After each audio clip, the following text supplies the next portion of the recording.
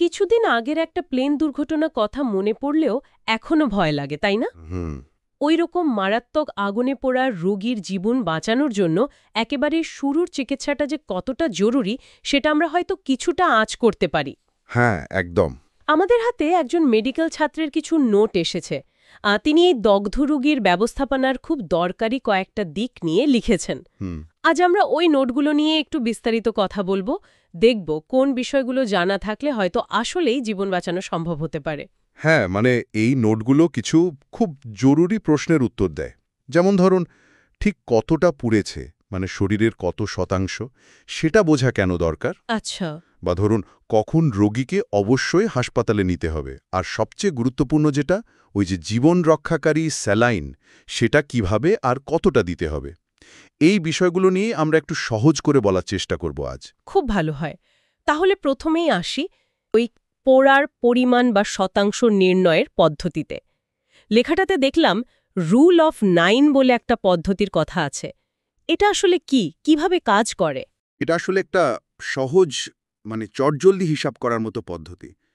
প্রাপ্তবয়স্কদের ক্ষেত্রে শরীরের বিভিন্ন অংশকে মোট ক্ষেত্রফলের ৯% বা তার গুণিতক হিসাবে ধরা হয়। ও আচ্ছা। যেমন যেমন ধরুন? পুরো মাথার ঘাড় মিলে ৯%, একটা হাত পুরোটা ৯%, বুকের সামনের দিকটা 18%, পিঠটা 18%, একটা পা 18%, আর গোপনাঙ্গ 1%।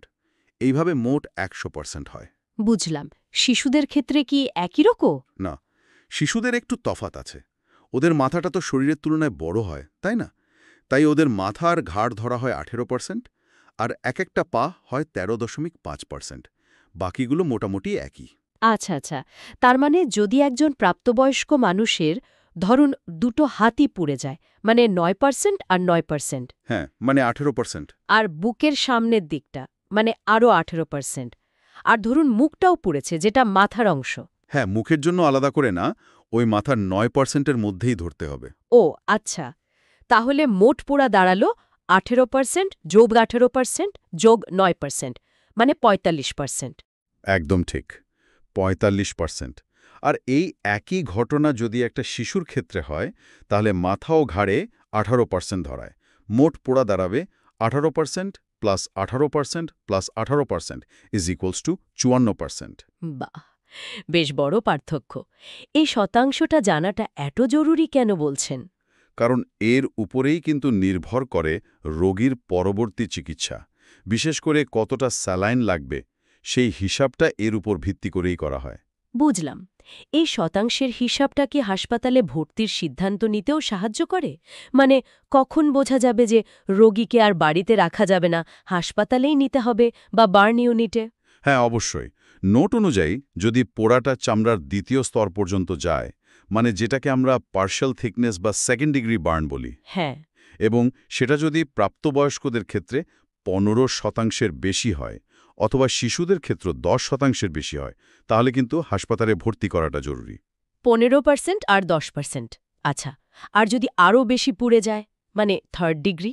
হ্যাঁ, যদি পোড়াটা আরও গভীর হয়, মানে ফুল থিকনেস বা থার্ড ডিগ্রি বার্ন, যেখানে চামড়ার সব স্তনই ক্ষতিগ্রস্ত, সেক্ষেত্রে কিন্তু খুব বেশি শতাংশ লাগে না।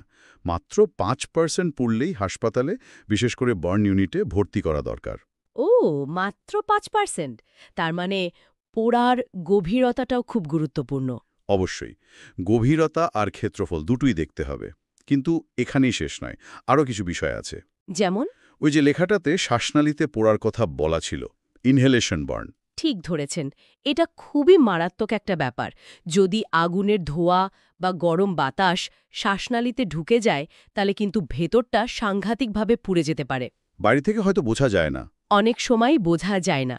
বাইরে হয়তো সামান্যই পোড়া মনে হচ্ছে, কিন্তু এই ভেতরের পোড়াটা মানে ইনহেলেশন বার্ন, ওটা শ্বাস নেওয়ার পথ বন্ধ করে দিতে পারে, ফুসফুসের মারাত্মক ক্ষতি করতে পারে, এমনকি 30% ইনহেলেশন বার্নও কিন্তু খুব বিপজ্জনক হতে পারে।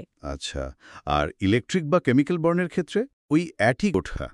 ইলেকট্রিক বার্নে বাইরে হয়তো ঢোকা আর বেরোনোর দুটো ছোট ফুটো দেখা যায়, কিন্তু ভেতরে অনেকটা অংশ জুড়ে ক্ষতি হয়ে থাকতে পারে। কেমিক্যাল বার্নেও তাই।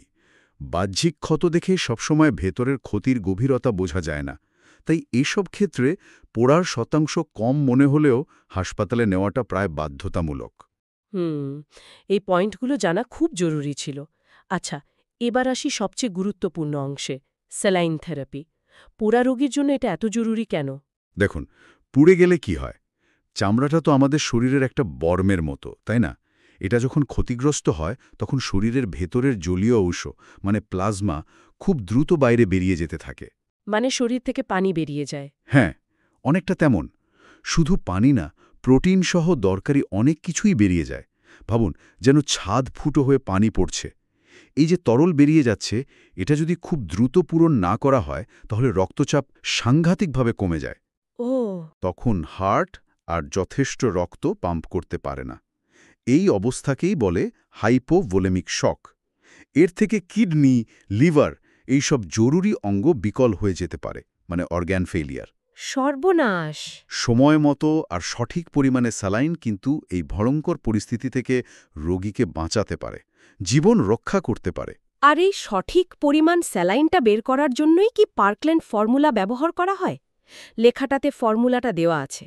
স্যালাইনের পরিমাণ মিলিলিটারে = 4 মিলিলিটার ইন্টু রোগীর ওজন কেজিতে ইন্টু শরীরের পোড়ার %। হ্যাঁ, এটাই বিশ্বজুড়ে খুব প্রচলিত একটা ফর্মুলা, খুব নির্ভরযোগ্য। আমরা যে উদাহরণটা নিয়ে কথা বলছিলাম, মনে আছে? 60 কেজি ওজনের একজন প্রাপ্তবয়স্ক যার 45% পুড়েছে। হ্যাঁ, 45%। তার ক্ষেত্রে 24 ঘন্টায় স্যালাইন লাগবে 4 গুণ 60 গুণ 45, মানে 10,800 মিলিলিটার। 10,800 মিলি, মানে প্রায় 11 লিটারের কাছাকাছি। এত স্যালাইন! এই বিপুল পরিমাণ স্যালাইন দেওয়ার কি কোনো বিশেষ নিয়ম আছে, নাকি একবারে দিয়ে দিলেই হলো? না, নিয়ম আছে এবং সেই নিয়মটা মানাটা খুব খুব জরুরি।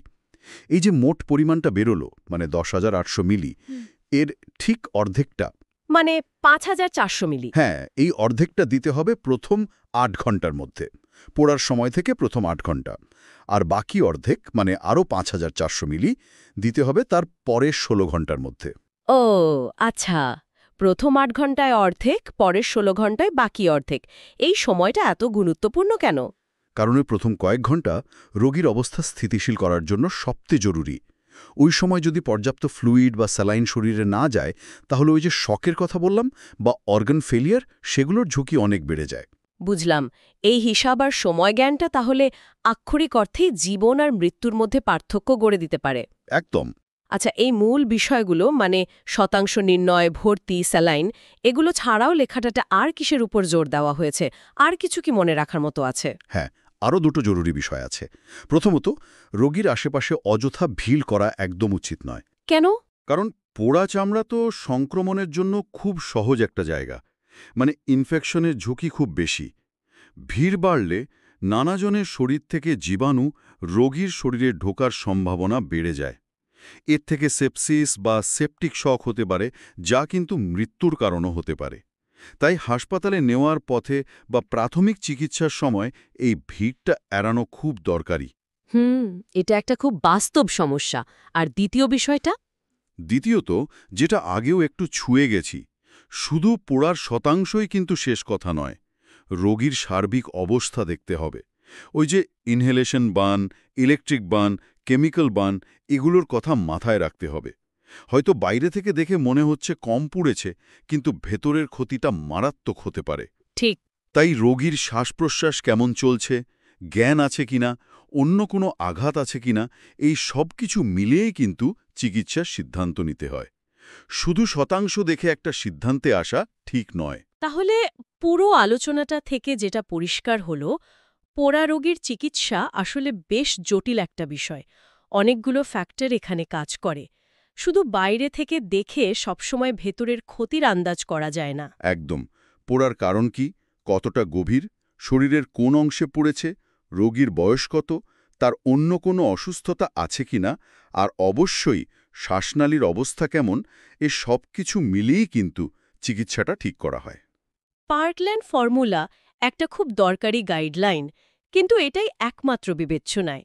এই যে জরুরি তথ্যগুলো আজ আমরা আলোচনা করলাম, বিশেষ করে ওই স্যালাইনের হিসাব আর সময় মতো দেওয়ার নিয়ম বা কখন হাসপাতালে নিতেই হবে, এই প্রাথমিক জ্ঞানটুকু যদি আমাদের সবার মধ্যে থাকে, তাহলে হয়তো হঠাৎ কোনো দুর্ঘটনায় বা দুর্যোগের সময় আমরা প্রাথমিক পর্যায়ে অনেক জীবন বাঁচানোর চেষ্টা করতে পারব। এই বিষয়গুলো নিয়ে আমাদের বোধহয় সবারই একটু ভাবা দরকার, তাই না?